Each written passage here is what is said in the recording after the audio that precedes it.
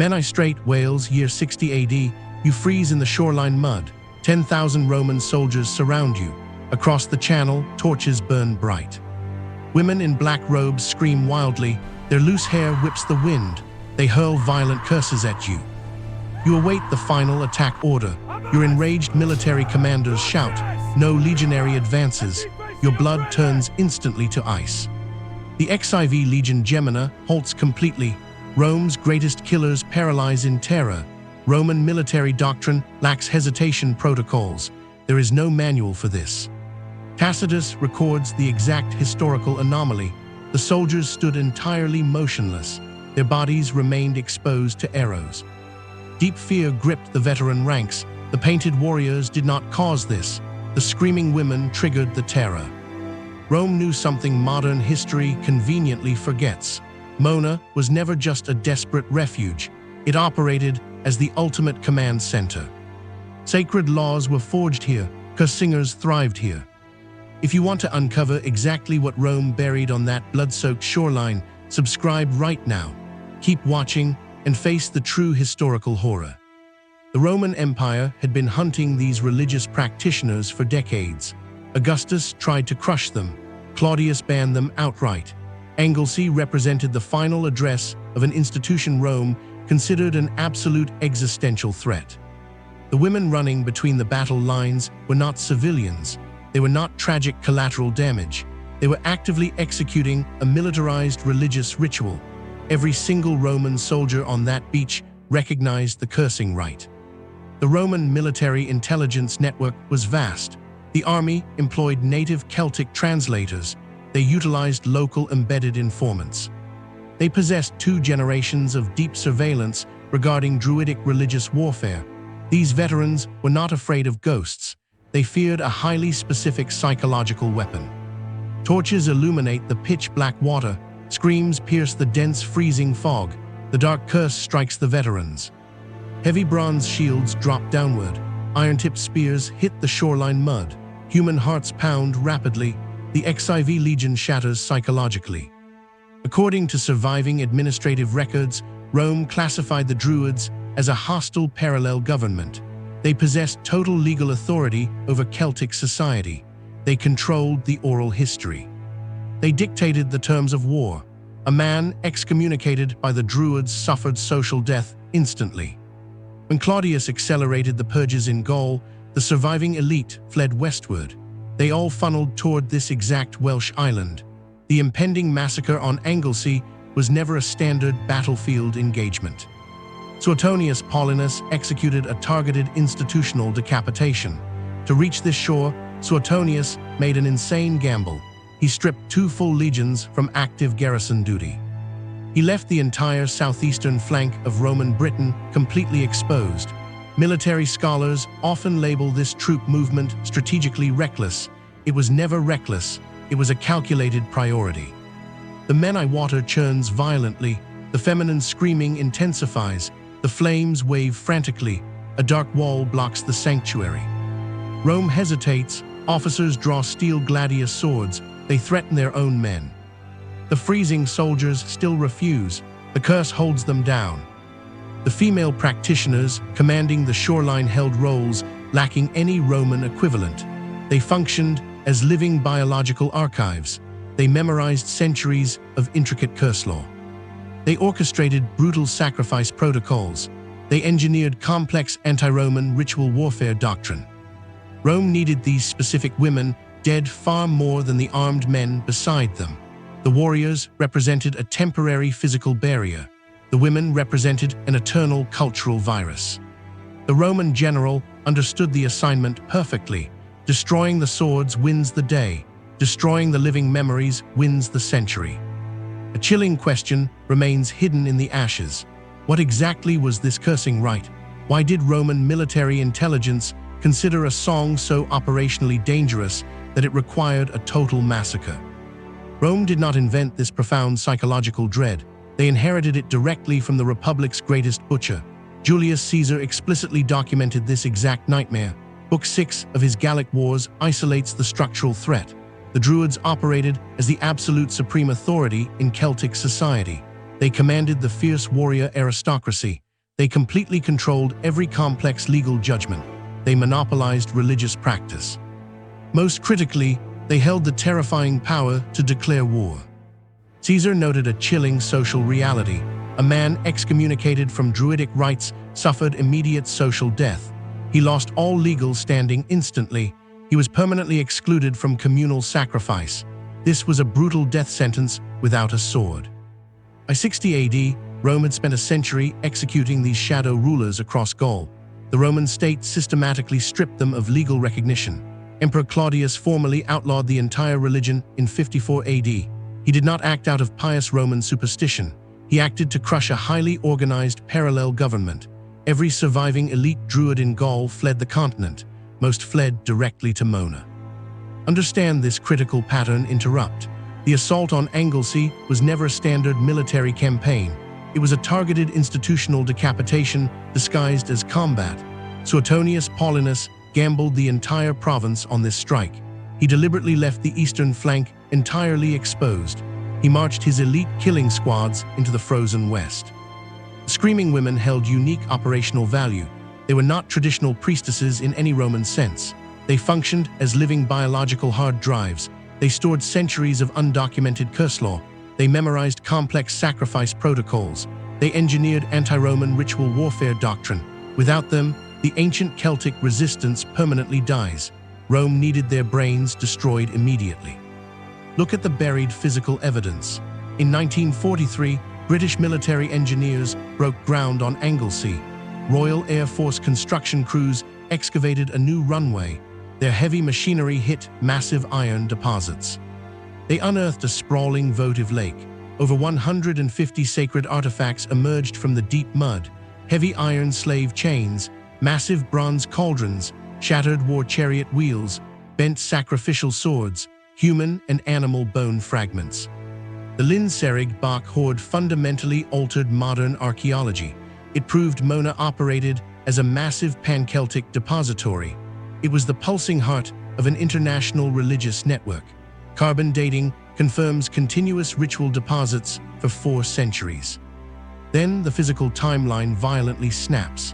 The sacred lake goes completely silent after 60 AD, not because the religious devotion naturally faded, because nobody survived to throw iron into the water. The attack order finally breaks the paralyzing silence. Suetonius rides furiously along the trembling infantry line. He screams violent threats at his elite veterans. He violently shames them into forward motion. Flat-bottomed assault boats hit the freezing water. Roman cavalry violently spur their terrified horses. They plunge into the lethal current. The screaming women do not retreat. They hold the burning shoreline. They raise their torches higher. Roman boots finally hit the sacred mud. The legions strike the first living targets. They bypass the painted warriors entirely. They slaughter the black-robed women first. The warriors slowly fall back. The women fiercely stand their ground. They die screaming their ancient curses. Tacitus uses a highly specific Latin term here, furor asterisk, a psychological state far beyond standard tactical aggression. The soldiers hack through flesh in absolute frenzy. The terror transforms into unrestrained butchery. They massacre the living archives.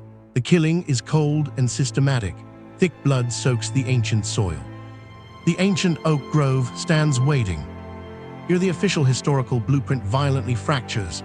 Tacitus details this monumental slaughter using merely 200 Latin words. That severe brevity is highly suspicious.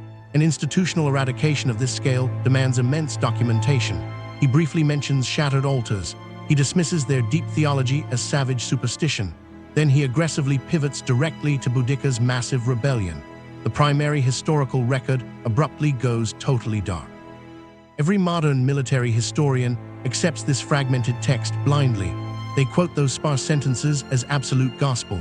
They consider the battlefield autopsy completely closed. But Roman imperial archives were ruthlessly curated political machines. The annals of Tacitus are missing massive operational sections. Entire books covering key imperial decades remain completely lost to history. The surviving manuscript tradition is terrifyingly fragile. We rely entirely upon one single 9th century copy. It was preserved quietly by medieval monks at Monte Cassino. We possess only what Roman censors deemed acceptable for their eternal legacy. Prepare for a massive historical trapdoor. The glaring narrative gap is not some tragic archival accident. Roman imperial administrators systematically sanitized their own brutal atrocity record. The formal senatorial decree authorizing this unprecedented strike vanished completely. General Suetonius never archived his detailed daily combat dispatches. Rome deliberately burned the damning administrative paperwork. They effectively sanitized the waking nightmare. Greek historian exposes the massive systemic cover-up. Dio Cassius writes his history over a century later. He documents extreme battlefield atrocities that Tacitus conveniently and completely omitted. He focuses sharply on the captured Druidic female practitioners. Rome engineered the global historical memory perfectly. The story remains incomplete because Rome aggressively dictated the silence. 6 hours pass on the blood-soaked island. The veteran Tesserarius stands inside the grove. The painted native warriors are dead. Ancient altar fires still burn fiercely. Roman soldiers do not extinguish the flames. They brutally repurpose the sacred Druidic fires. Military tribunes aggressively inspect the iron cauldrons. They discover horrifying forensic evidence hidden inside. They find charred Roman military issue gear. They discover butchered imperial legionary remains. The slaughtered Roman prisoners trigger psychological shock. The Druids ritualistically executed captive legionaries. Roman soldiers stare at the boiled bones. The XIV Legion snaps completely. The horror transcends basic combat trauma. Standard Roman military law dictated clear operational procedures. The ancient *ius belli* governed conquered populations. Defeated female captives became valuable economic property. They were routinely captured, processed, and ransomed. They fed the massive global Roman slave market, but Dio Cassius exposes a terrifying administrative void. No female captives from Mona ever reached the auction blocks. Official Roman tax ledgers reflect 0 slave acquisitions from Anglesey. In a hyper-bureaucratic empire that tracked every coin, this absence screams loudly. The completely empty tax records prove deliberate, calculated extermination. This was never a chaotic, adrenaline-fueled battlefield massacre. The historical linguistics point directly toward absolute damnatio, total ritual unmaking, complete systemic erasure. Rome did not just execute the powerful Druidic women, they legally condemned their physical bodies. They violently erased their true names. They eradicated their spiritual memory from human existence completely. The sacred oak grove burns to white ash. The bloody sun drops below the freezing horizon. Thick black smoke chokes the Welsh sky. The ancient island goes totally silent. Suetonius Paulinus just neutralized the ultimate Celtic command center, expecting total provincial surrender. Instead, he receives absolute catastrophic blowback. Within 72 hours of the Mona operation, the eastern seaboard explodes. Boudicca, queen of the Iceni, has been waiting. Her royal husband died months earlier, leaving his kingdom jointly to Rome in a desperate bid for peace. Roman regional administrators ignored the legal will completely. They violently annexed the independent territory. They publicly flogged the sovereign queen and brutally assaulted her royal daughters. The Iceni tribe reached critical ignition point long before Mona. The island massacre was not the primary spark. It removed the final diplomatic emergency brake. According to historical sociologists, the Druidic network functioned as an ancient, highly effective United Nations. They historically mediated massive intertribal conflicts and managed complex military de-escalation protocols across enemy territories. Suetonius just burned those elite mediators to ash. Boudicca launches a massive unified coalition immediately. The rival Iceni and Trinovantes tribes merge forces seamlessly. The one religious institution capable of preventing this massive military alliance no longer exists. Rome literally engineered its own apocalyptic nightmare. The targeted provincial cure manifested a deadly supervirus. Camulaginum falls violently first. Roman colonial veterans die screaming. The massive temple of Claudius burns completely. Londinium faces total annihilation next. Verulamium shatters into bloody pieces. Wealthy Roman merchants flee the horrific slaughter. Imperial tax collectors hang from burning trees. The Celtic coalition slaughters 70,000 imperial citizens. Tacitus calls this the ultimate British occupation catastrophe. Suetonius abandons his Welsh victory instantly. He force marches his exhausted killers aggressively eastward. He crushes the native rebellion at Llyn Cerrig. Boudiccan dies under contested historical circumstances. The Llyn burn entirely. Mona remains a dark void forever. The sacred oak grove burns relentlessly. The fires rage for 3 solid days. Roman legionaries hack down every ancient trunk. The empire officially calls this Interpretatio Romana, the calculated destruction of targeted religious infrastructure. You completely shatter the sacred altar stones. You physically desecrate the holy water entirely. Veteran Tacitus stands completely motionless. Grey ash covers his heavy bronze armor. He served the empire 14 bloody years. He burned massive holy cities in Judea. He executed terrified German prisoners without hesitation. He never questioned imperial military orders before. Something shifts deeply inside his armored chest. Tacitus calls this the hidden human animus. The veteran recognizes a profound psychological difference. Burning a city destroys temporary stone architecture. Dead cities eventually rise from dirt again. Conquered populations eventually breed new defiant generations. Beaten native languages survive silent domestic displacement. This Welsh destruction feels horrifyingly permanent. Rome just vaporized the living biological archives. The ancient oral transmission lines instantly snap. Elite Druids spent 20 years memorizing laws. Nothing was ever written down physically. The complex Celtic star calendar vanishes completely. The ancient diplomatic memory burns away forever. The elite women holding the curse law are bone. New trees will eventually grow here. Decades later, green leaves will sprout again. Those future oaks remain completely spiritually empty. No living person remembers their original holiness. You cannot reconstruct oral magic externally. It strictly requires an unbroken living human chain. Rome violently severed the vocal cords permanently. The tradition bleeds out rapidly. Thick smoke drifts across the freezing strait. The island loses its spiritual gravity entirely. The screaming women take their gods down. They drag their secret universe into hell. The ashes scatter across the harsh wind. The silence becomes a permanent historical tomb. Examine the horrific imperial mathematics. The operational cost reveals undeniable strategic insanity. General Suetonius stripped 2 full combat legions. He marched 12,000 elite killers westward. The XIV Legion Gemina mobilized completely. Elements of the XX Legion joined them. This massive logistical redeployment required months. It completely drained the southeastern defensive grids. It left wealthy Roman colonies totally undefended. The Llyn coalition recognized the open throat. They struck the exposed imperial jugular immediately. The resulting blowback was mathematically catastrophic. Londinium burned to the bare ground. Verulamium collapsed into bloody ash. The native coalition slaughtered 70,000 people. Tacitus records this horrifying imperial body count. Modern military historians consider the slaughter completely plausible. This massive death toll represents the direct invoice. Rome paid heavily for the Mona operation. Roman blood soaked the eastern British soil. The exact Druidic death toll remains permanently hidden. Imperial administrators deliberately suppressed the casualty figures. No official records quantify the slaughtered women. The global slave ledgers show 0 Welsh acquisitions. Roman scribes simply erased the spiritual massacre. They omitted the mass grave entirely. They sanitized the nightmare for public consumption. The Roman Senate formally commended Suetonius. They issued an official glowing state decree. They praised the brutal Welsh pacification operation. He eventually faced political recall to Rome. The new British procurator demanded rapid stabilization. Suetonius never faced a military tribunal. The empire never tried him for negligence. Official imperial history recorded a massive victory. Rome stamped the bloody Anglesey file completely closed. Rome never finished the grim assignment. Look closely at the modern forensic evidence.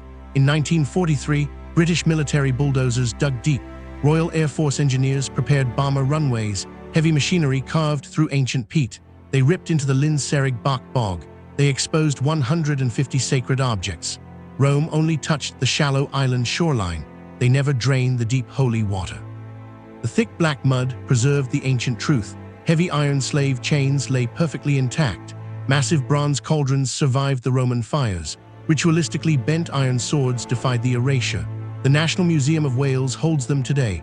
Academic research papers call this sterile votive practice.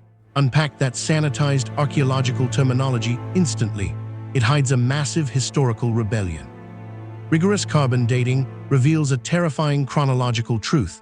Many iron artifacts date perfectly past 60 AD. The sacred lake deposits continued for several decades. The ritual did not die on that beach. The secret worship outlived the executioners. The flames did not consume the entire religion. Someone survived the apocalyptic Roman blade. Someone crept back into the destroyed sanctuary. Someone remembered the complex sacrifice protocols completely. They stood at the freezing black water. The ghostly echoes persisted in the dark. They performed the forbidden rites silently. They threw heavy iron into the dark void. They defied the greatest empire on earth. Rome engineered total historical amnesia. The imperial assassins failed the ultimate mission. The screaming women with torches possess no names. Imperial administrators burned their identities completely, yet their heavy iron chains wait in Cardiff. The brutal objects sit quietly behind thick glass. They survived a massive underground burial. They outlasted the entire Roman Empire completely. Rome erased the Druids of Mona so completely that historians spent a century treating it as a footnote. But the island directly south of Anglesey holds evidence of something Rome did before Mona that is even more deliberately buried. Subscribe now, that video is next.